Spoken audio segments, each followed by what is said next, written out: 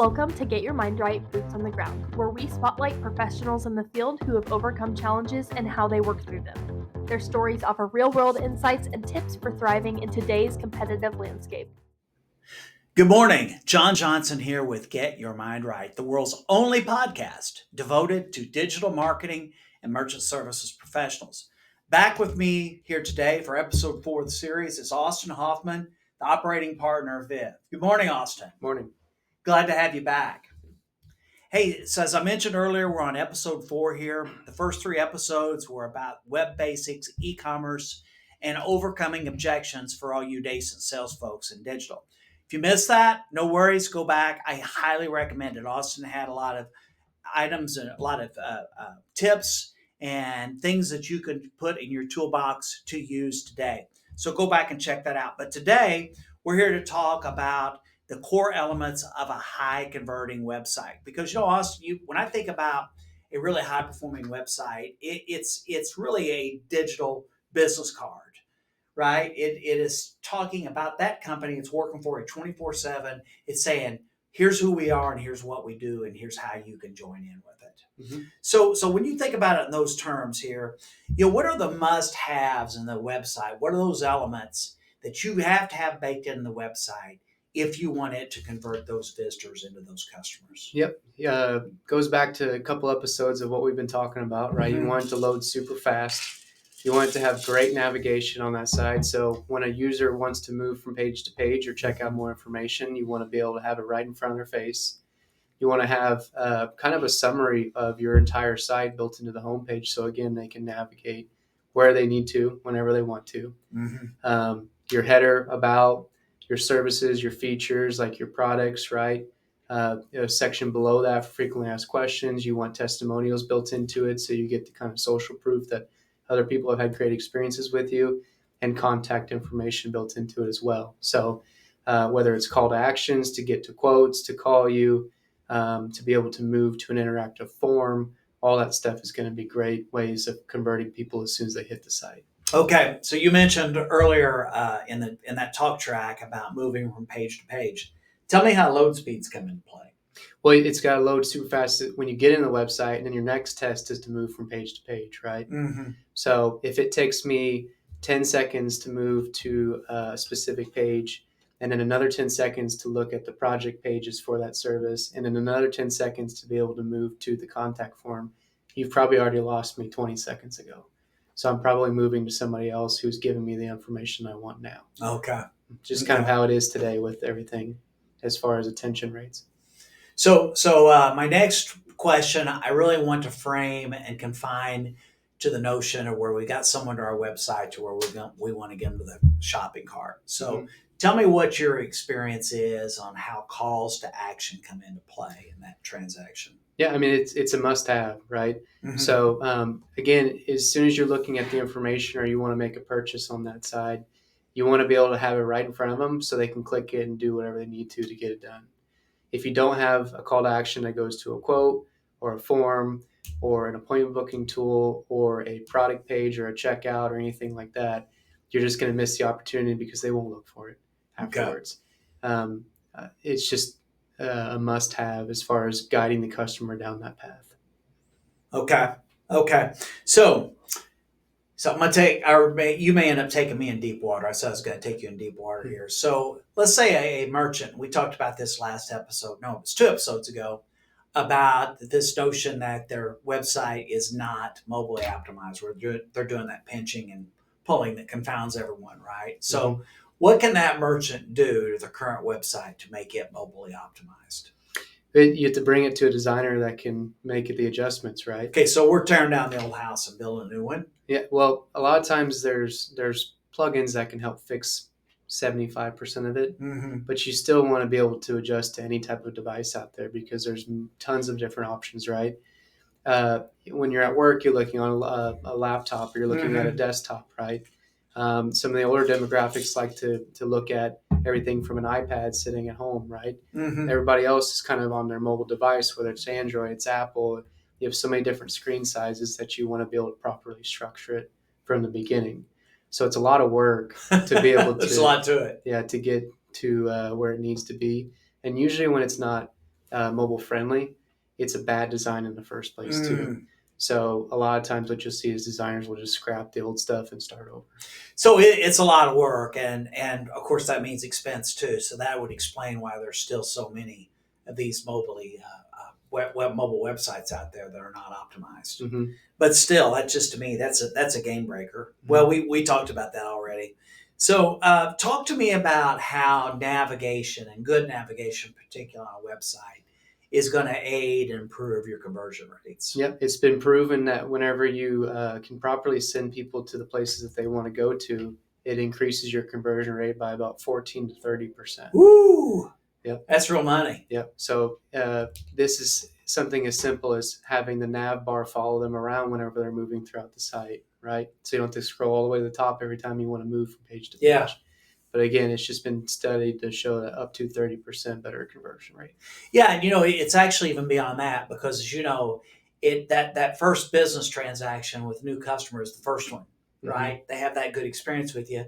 You're probably going to be the first place they're going to stop next time when they're shopping for something like that. Yep. Yeah. And you don't. I'm sorry to overtalk you, but you don't convert them. You may have alienated them, right? Yeah.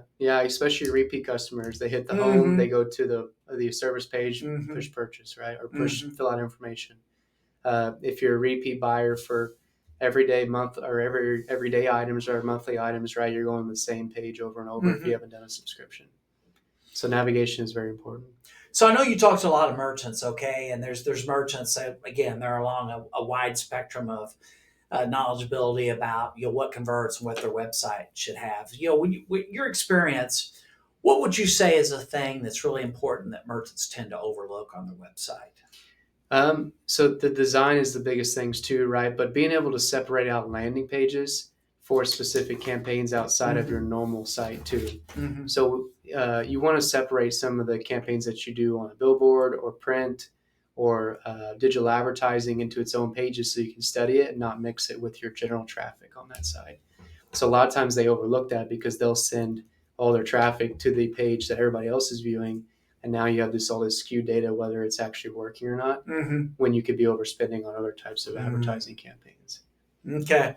So I'm going to do a callback to episode 1 here, and I've got a new hypothetical for you this time. So you're a partner in a new business, and you come in there on day 1, but this time I'm going to choke you down. You only get to make one change to their website.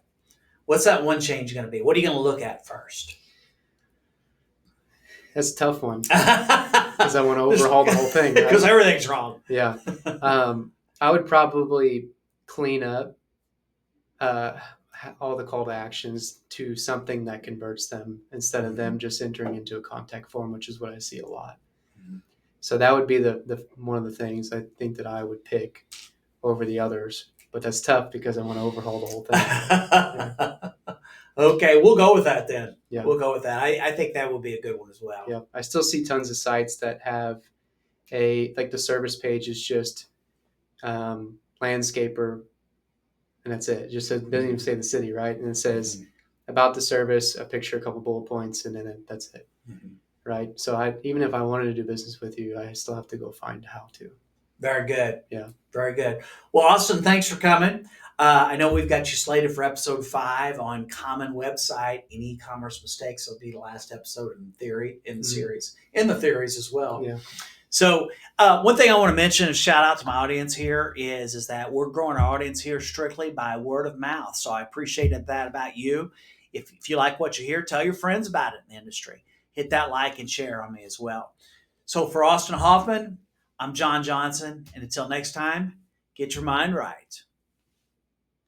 So Austin, I know there's a lot of excitement about these e-commerce sites there. And when you think about an e-commerce store for a merchant, what are some of the biggest factors that positively or negatively are going to affect that e-commerce store? Yep. One of the biggest things is definitely the branding of the site, right?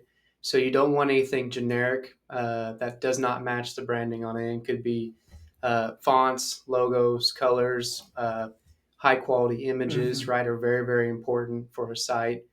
You want to make sure you have a modern look, especially if you're like a boutique, right? Because you want to be able to have high quality images showing your products and then really be branded around the business from that side. Other factors, right? You want to make sure your site's secure. So that's a big thing too. We still see this day on that end is some of these e-commerce stores are not secure even at the high domain level, right? And then again, it just Big goes mistake. back to being able to shop quickly and be able to purchase. Right. Right. Gotcha. So beyond that, let's talk about specific product pages. What do you advise merchants to do that's going to take those people that are just browsing or shopping and we turn them into real customers? Yep. So as soon as they find something that they like and they go to the product page, right? So not just having a single picture, you want to have 4 or 5 pictures, right? People are even now putting graphics into it as well. So after you scroll through the first couple images, now there's a graphic that kind of showcases the features of that specific product or item, right? Kind of like you're scrolling in social media. So that's one of the newest trends that we're seeing. You definitely want to see testimonials. You want to see related products too that they can add on while they're checking out. You want to be able to see all of your payment options, and then you want to easily be able to add it to your cart from that side. So all those are the biggest components of being able to go from finding something you like into the checkout process. Okay, so since you brought up checkout process, what sort of problems are you seeing at the checkout process when it comes time to collect that payment? The immediate thing is creating an account, right? So whenever you slow your customer down to get to the final purchase point, it's really going to have a lot of drop-offs and completed purchases. So if you have, and now B2B is a different story, right? But B2C, you want to get to that from that cart to checkout as soon as possible. Having multiple payment options in there too for them to be able to use whatever they want to is a big component of completing it as well. Okay. And then being able to retarget them back after if they did not complete the checkout is another factor that you're going to want in that process. Well, you brought up this payment option, so I want to peel that back. I see all these crazy payment options on there. I mean, what do you think is really imperative, and what are you seeing, and how does this all help facilitate turning a browser into a shopper? Yeah, the customer wants to pay how they want to pay, right? Yeah. And then they want to pay when they want to pay too. So you want to be able to take everything from credit and debit, just like a normal opportunity, right? But some people have cash and PayPal from stuff they did on the weekend. Some people want to be able to push the payment down a little bit and do a buy now, pay later operation. And you also want to have everything like your Apple Pay into it too, so I can double click into it and not have to worry about a thing. And then it's purchased and it's coming to me in the mail. I don't know if this came from you, but someone on your team propagated this as we meet customers where they want to pay us. Yeah, absolutely. Yeah. So I guess that all fits together. Yeah, that's a really good answer here. So how important are trust signals like, security badges and customer reviews and testimonials? Yeah. Security badges are definitely something that a third party, right there, they're verifying the site is secure. You want that on there. A lot of people can spin up sites and it might be not even related to the product or the brand on that end. So it gives you great trust and security on that end. You also want to verify that other people like it too, right? So a little bit of social proof is going to get your customer a little bit more confident in making their purchase on that end. And really just kind of verifying that, hey, this is a legit company. Other people are liking it. I'm going to like it myself. And I'm not sure if this was part of the original question, but the return policy is a big thing too, because people want to be confident that if I don't like this, I want to be able to return it. I can send it back. Yep. Okay. Talk to me about cart abandonment. I know that's a big issue among merchants. They get really frustrated. They get people all the way up to the goal line. They just can't punch the ball in. What, if anything, can you do to help them out there? Well, I think some abandoned cart instances happen just because people get busy, right? You might be looking at something, you're getting ready to check out, and all of a sudden something happens at your house. Your dog barks, somebody comes to the front door, right? The boss walks in, right? So you kind of want to nudge them. And so you can build automated tools to be able to bring them back and say, hey, after 2 hours, bump John and say, you left this in your cart, why don't you come and check out? You can also do a sequence of things too, right? So 2 hours is that message. 24 hours says, hey, really want you to make this purchase. Here's 5% off your next item, right? Right. And so now you're enticing them, and then you can do a third one past that or however long you want to go. Well, you bring up an interesting point here because I find that small businesses, they're really focused on that customer experience.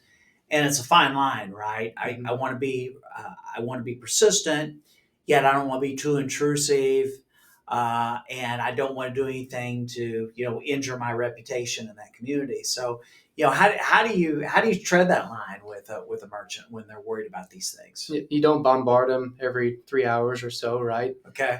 In the abandoned cart recovery side, you have a cutoff, but there's plenty of stuff within your email marketing software now that we can start putting customers into different categories or segments and start advertising to them that even though they didn't make the sale, we've captured the email address or phone number. Okay. So if you were looking at ACDC shirts and we have a custom, I am, by the way. a custom drop a month later, we can send you an email and say, hey, John, you were looking at ACDC shirts. Why don't you check out this new drop? Mm-hmm. Oh, that interests me because it's personal to me. It was things I was looking at, and I'm going to look at it and ultimately make a decision if I want to purchase it or not. Excellent. Okay, I'm going to put you on the spot here. Give me an e-commerce or shopping cart horror story. Oh, there was a watch company that I really wanted this watch, and I did tons of research on it, verified that is a legit company, right? And I got to the checkout page, entered in my information, but as soon as I got to type in my card information, the page wanted to zoom in super far, right? So every time I clicked to put my credit card information, it would zoom in, I'd zoom out, it'd zoom in, and kept doing it over and over. And then whenever I finally got all the information in, I pushed submit to move to the shipping option, and it said error, right? And so I refreshed it, put it all in again, went through it, got to the shipping, did the same thing, and I just ultimately never bought the watch. They spent all that money, got you across the goal line, but yet wouldn't give you the 6. Yeah, and the worst part is it came from an advertisement. So I saw an advertisement. They spent money for me to click on it, research it, ultimately want to buy it, send them my money, and I couldn't make the purchase.